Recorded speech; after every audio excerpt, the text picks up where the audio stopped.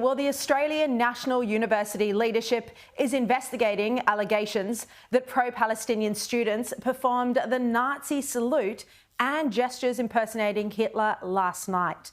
The activists have been caught on camera making what appears to be Hitler impersonations in a meeting where Jewish students were fighting for their safety on campus. And we're going to show you those images in a moment. This comes as police were today called to universities in Queensland and Melbourne as pro-Palestinian activities grew violent and abusive. The anti-Semitism and hatred is infecting most major universities in Australia, with students also caught on film saying that Zionists aren't welcome on campus. Well, we can tonight show you exclusive videos from the student AGM at the ANU last night. In the Zoom meeting, Jewish students put forward a motion that said Jewish students have a right to belong to the ANU community. And it called for the student union to condemn Hamas, to condemn the comments made by a student, Beatrice Tucker, on ABC last week that supported Hamas, and also the hateful slogans and anti-Semitic hate speech. The motion also proposed that the student union should support a two-state solution to end the conflict in the Middle East. Yet all of these points were struck down. Just let that sink in. Now, apparently, the pro-Palestinian students only want one state, from the river to the sea. They want the eradication of Israel. Multiple students claim that during the meeting, they saw an activist doing what appeared to be the Nazi salute. You can see it on your screen now. We've had to blur the vision heavily for legal reasons. Then in other images, a student appears to impersonate the Hitler moustache. You can see that now. And this all at a meeting where Jewish students were trying to move a motion that they are entitled to feel safe on campus. Now, the ANU Observer reported today that those who allegedly performed these gestures were immediately removed from the Zoom meeting by the ANU Student Association. It is a criminal offence in Australia to perform the Nazi salute in a public place. And the ANU Observer reported that multiple students have told the Observer they have or are in the process of reporting the alleged gestures to the Australian Federal Police. But when we spoke to the AFP, they said they hadn't received any reports as yet regarding this alleged racist behaviour. Now, if these pro-Palestinian activists were impersonating Hitler or Nazi gestures, this is truly shocking. It exposes the farce of this student pro-Palestinian movement for not caring at all about Gaza, but being driven by their hatred for Jews. If the students cared about Palestinians, they'd be happy to condemn the terrorist organisation Hamas. But they don't care about Palestinians.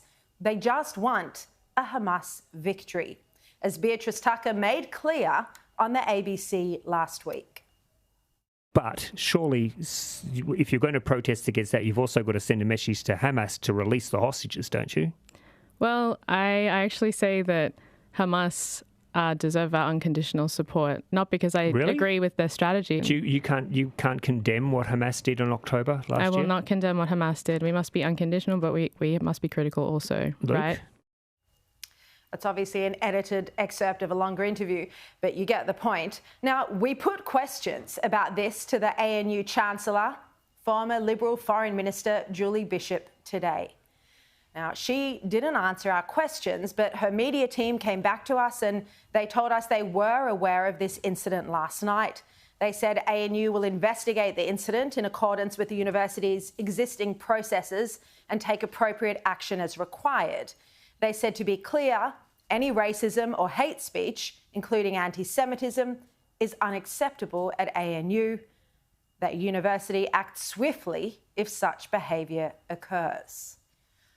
Well, let's see how swiftly they act, if at all, because they said, to be clear, hate speech is unacceptable, but we haven't seen any action so far to stop harassment and abuse on campus. Now, Julie Bishop wanted to be the Prime Minister, remember? She put her hand up in the leadership spill. Didn't get many votes. But she can't even clean up the anti-Semitism on a Canberra University campus. It's very disappointing.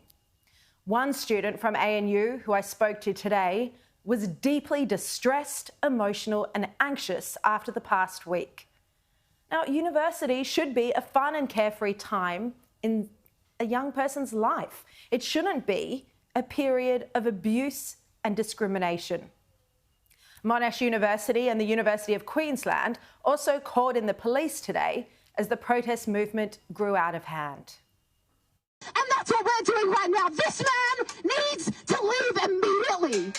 And you people, every time you dare to show your face, you Israeli-loving genocide supporters, we will be here. We will not leave.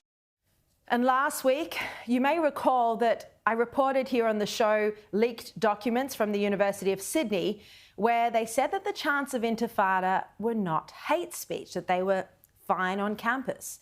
Well, we were very critical on this program of Mark Scott and Belinda Hutchinson. There was also widespread outrage after we reported on this. Well, today we learn, thanks to the Herald, that Mark Scott has now written to Attorney General Mark Dreyfus to see whether these chants are against the law. And this will be a crucial determination, because if the chants are hate speech, then protesters across the country will have to stop these illegal chants.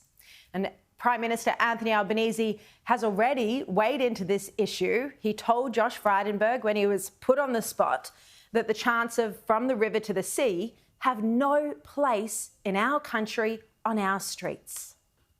On the issue of the river to the sea, Dennis Richardson again described it as an extremely violent statement. And so it has no place on our streets. I agree. Tomorrow, the United Nations General Assembly will vote on whether to admit Palestine as a full member state of the United Nations. Now, I've confirmed that the Albanese government, as of this afternoon, was still currently examining the draft. They hadn't made a final decision about whether they're supporting this or not. And I'm told that Albanese is said to have not made up his own mind yet. There has already been a cabinet discussion on it. No conclusion ultimately reached, I'm told. Now, at best, Labor will abstain. At best.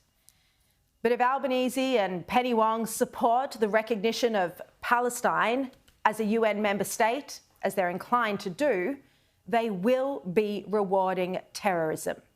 Julian Leeser said it well here last night.